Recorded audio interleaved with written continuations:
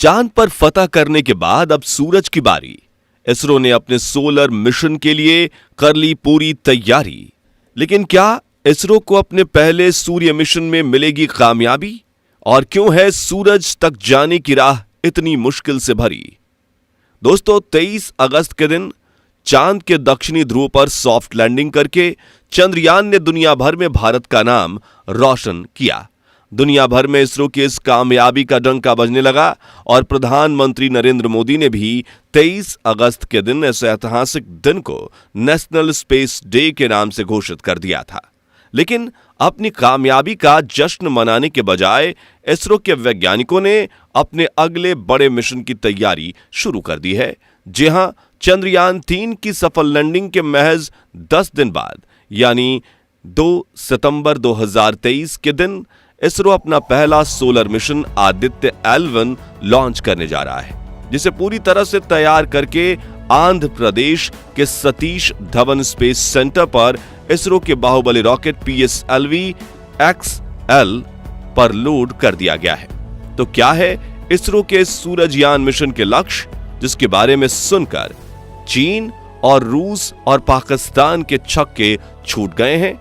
और क्यों है हमारे सूरजयान का सफर इतना मुश्किल? जानने के लिए बने रहिए वीडियो के अंत तक।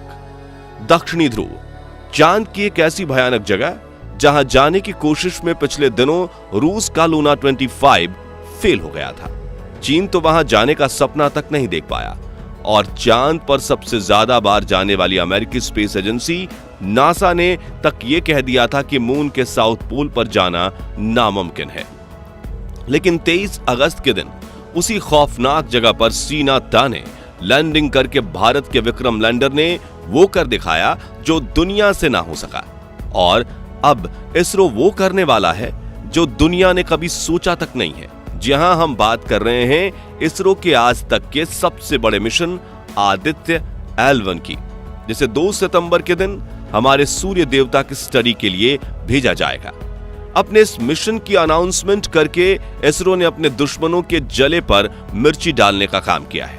और जब से इसरो ने ट्वीट करके यह खबर दी है, तब से दुनिया भर की स्पेस एजेंसीज में सन्नाटा छाया हुआ है, क्योंकि अपने पिछले मिशन यानी चंद्रयान 3 से इसरो ने दुनिया भर की 80% स्पेस एजेंसीज को पीछे छोड़ दिया है। और विशेषज्ञों का कहना है कि सूरजयान मिशन की कामयाबी से इसरो चीन और रूस को भी पीछे छोड़ देगा और नासा के बाद दुनिया की दूसरी सबसे बड़ी स्पेस एजेंसी बन जाएगा। और अगर ऐसा ही चलता रहा तो कुछ सालों बाद अमेरिकी एजेंसी नासा को भी भारत पीछे छोड़ देगा और इसरो स्पेस सुपर पावर बन जाएगा। तो क्यों और कैसे होगा आदित्य L1 मिशन, आइए जानते हैं। दोस्तों, सौर मंडल के जन्मदाता सूर्य सिर्फ एक आग का गोला नहीं है, बल्कि सूर्य की वजह से ही आज सोलर सिस्टम के सभी ग्रहों, उपग्रहों और उल्कापिंडों का अस्तित्व है। सूर्य की गर्मी की वजह से ही पृथ्वी पर जीवन पनपा शुरू हुआ था और इसी तारे की वजह से पृथ्वी पर दिन और रात होते हैं। ऐसे में सूर्य हम इंसानों के लिए किसी वरदान से कम नहीं है। लेकिन सूर्योदय और सूर्यास्त के दौरान धरती से देखने पर सूर्य जितना खूबसूरत लगता है, ये असल में उतना ही ज्यादा खतरनाक है और खौफनाक भी। और आपको ये जानकर हैरानी होगी कि सूर्य का तापमान इतना ज्यादा है कि अगर हम किसी ग्रह को इसके पास धकेल दें तो ये चंद पलों में उसे जलाकर राख कर सकता है। ऐसे में अगर हमें भविष्य में पृथ्वी छोड़कर सौर मंडल के चक्कर लगाते हुए दूसरे ग्रह पर जाना है तो सूर्य के बारे में हर एक छोटी चीज पता होना उतना ही ज्यादा जरूरी है जितना खाने में नमक। इसलिए 2008 में इसरो ने भी अपने सोलर मिशन आदित्य L1 की अनाउंसमेंट की थी। उस वक्त स्पेसक्राफ्ट के साथ सिर्फ विजिबल एमिशन लाइन क्रोनोग्राफ नाम के एक पेलोड को लगाया गया था और धरती के लोअर ऑर्बिट में इसे भेजा जाना था। लेकिन फिर भारत के रिसर्च इंस्टीट्यूट और यूरोपियन स्पेस एजेंसी भी इसरो के साथ जुड़ी और इसमें कई बदलाव करते हुए 7 पेलोड उपकरण लगाने का प्लान बनाया गया।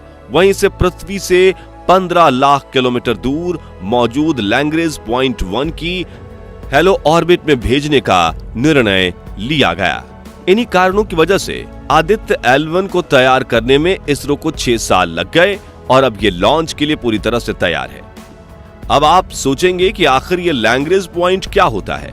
तो अंतरिक्ष में कुछ ऐसे पॉइंट्स या जगह ढूंढ निकाली गई है जहां दो विपरीत स्पेस ऑब्जेक्ट्स की ग्रेविटी उनके बीच छोटे वाले ऑब्जेक्ट को अपने ऑर्बिट में चलने के लिए जरूरी सेंट्रीपेटल फोर्स पैदा करती है।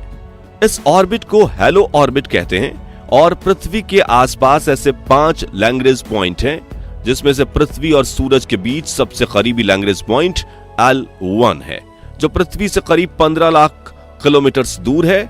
जी हां, ये दूरी चांद से करीब 4 गुना ज्यादा है, यानी कि आदित्य L1 चंद्रयान 3 से 4 गुना लंबा सफर करने वाला है और इससे अपनी तय की हुई जगह यानी लैग्रेंज पॉइंट 1 पर पहुंचने में पूरे 109 दिन लगने वाले हैं, जबकि चंद्रयान 3 को 42 दिन का समय लगा था। इसी बात से आप ये अंदाजा लगा सकते हैं कि इसरो का ये मिशन कितना बड़ा और कॉम्प्लेक्स है।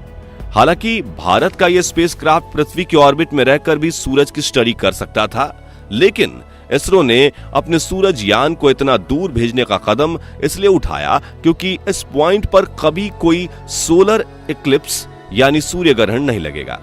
इसी वजह से आदित्य L1 24 घंटे 365 दिन बिना किसी परेशानी के सूरज पर नजर रखते हुए उसकी स्टडी कर पाएगा और दुनिया के सामने सूर्य के अनेकों रहस्यों से पर्दा उठा पाएगा। अब बात करें कि आदित्य L1 को लैग्रेंज पॉइंट 1 पर किस तरह भेजा जाएगा, तो इसरो ने हाल ही में इसकी ट्रेजेक्टरी रिवील कर दी है, जिसे देखकर दुनिया की स्पेस एजेंसीज में हड़कंप मच गया है, क्योंकि इस मिशन में हम इतना कम फ्यूल इस्तेमाल करने वाले हैं जितना में नासा और रूस चांद तक भी नहीं पहुंच पाते। तो 2 सितंबर के दिन सुबह 11:50 पर आंध्र प्रदेश में मौजूद इसरो के सतीश धवन स्पेस सेंटर से सूरज यान को इसरो के बाहुबली PSLV रॉकेट के साथ लॉन्च किया जाएगा, जो इसे धरती के वातावरण से बाहर निकालकर पृथ्वी की ऑर्बिट में छोड़ देगा, जहां से आदित्य L1 अपना सफर शुरू करेगा। अपने इस सफर में आदित्य L1 पृथ्वी के चक्कर लगाते हुए 4 बार अपने इंजन को फायर करेगा और ऑर्बिट को अंडाकार बनाते हुए बड़ी करेगा, जिसके बाद पृथ्वी के पेरिजी पॉइंट पर आकर यह अपने इंजन को पूरी क्षमता के साथ फायर करेगा और 40,000 किलोमीटर प्रति घंटे की रफ्तार से भी ज्यादा रफ्तार के साथ ये पृथ्वी की गुरुत्वाकर्षण सीमा को छोड़ते हुए लैग्रेंज पॉइंट 1 की तरफ जाने वाले लंबे स्पेस हाईवे को पकड़ लेगा, जिसे क्रूज फेज कहा जाता है। और L1 के पास पहुंचने के बाद ये आखिरी राउंड लगाते हुए L1 पॉइंट की हेलो ऑर्बिट में प्रवेश करेगा, जहां ये इस पॉइंट के आसपास बिना फ्यूल बर्न किए इस ऑर्बिट में लगातार घूमता रहेगा। इस प्रकार लगाए हुए 7 पेलोड उपकरण लगातार सूर्य की स्टडी करेंगे। आपको बता दें कि पृथ्वी से लैग्रेंज पॉइंट 1 तक पहुंचने के सफर में हमारे सूरजयान को करीब 109 दिन लगेंगे, यानी सितंबर में निकला सूरजयान दिसंबर में अपनी मंजिल तक पहुंचेगा, जहां ये लगभग अगले 5 सालों तक काम करता रहेगा और सूर्य की डेटा इसरो के हेडक्वार्टर को भेजता रहेगा। आखिर में भारत के सूरजयान के लक्ष्यों की बात करें तो सबसे पहले ये सूर्य के वातावरण की बाहरी परत यानी कोरोना और उसमें बहने वाली गर्म सोलर विंड की स्टडी करेगा।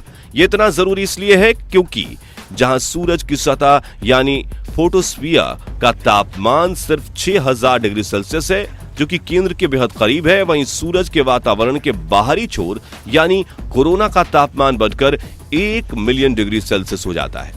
इसलिए यह बड़ा रहस्य है कि जहां आग से उबल रही सतह का तापमान कम है, तो उसके ऊपर वाले वातावरण का तापमान इतना ज्यादा कैसे। इसके अलावा यह सूरज के वातावरण के बारे में जानने की कोशिश करेगा, जिसके लिए सूरजयान पर एडवांस इक्विपमेंट्स लगाए गए हैं, जो कि लगातार सोलर एटमॉस्फेयर की स्टडी करेंगे। इसके अलावा दोस्तों, भारत का सूरजयान कोरोनल मास इंजेक्शन की भी स्टडी करेगा। दरअसल समय समय पर अचानक सूरज के कोरोना लेयर से बिलियन टन्स मटेरियल बाहर निकल के पूरे सौरमंडल में फैलने लगते हैं और इसमें सूर्य की मैग्नेटिक फील्ड भी होती है। और आपको ये जानकर अचंभा होगा कि उबलता हुआ मटेरियल सौर तूफानों के रूप में 250 से 3000 किलोमीटर प्रति सेकंड की रफ्तार से अंतरिक्ष में ट्रैवल करता है और अपनी तेज रफ्तार की वजह से कई बार ये 15 से 18 घंटों में पृथ्वी के पास पहुंच जाते हैं। हालांकि पृथ्वी की मैग्नेटिक फील्ड इन सौर तूफानों को यहाँ के वातावरण में प्रवेश नहीं करने देती, लेकिन अगर हम भविष्य में अंतरिक्ष में बसना चाहते हैं तो इन सौर तूफानों से बचने के लिए हमारे पास इसकी डेटा होना काफी जरूरी है, जिसे कलेक्ट करने का जिम्मा इसरो के सूरजयान ने अपने कंधों पर उठा लिया है। तो दोस्तों, क्या आप चंद्रयान 3 की तरह ही सूरजयान को भी सपोर्ट करेंगे? अगर हां तो कमेंट बॉक्स में वी सपोर्ट इसरो जरूर लिखिए। और वीडियो तो पसंद आया ही होगा तो जल्दी से इसे लाइक और शेयर कर दीजिए। साथ ही जानकारी से भरपूर ऐसी ही कमाल की वीडियोस देखते रहने के लिए हमारे चैनल को सब्सक्राइब करके पास वाली घंटी जरूर बजा दीजिए। और अगर आप ये वीडियो फेसबुक पर देख रहे हैं तो हमारे फेसबुक पेज को लाइक और फॉलो कीजिए। धन्यवाद।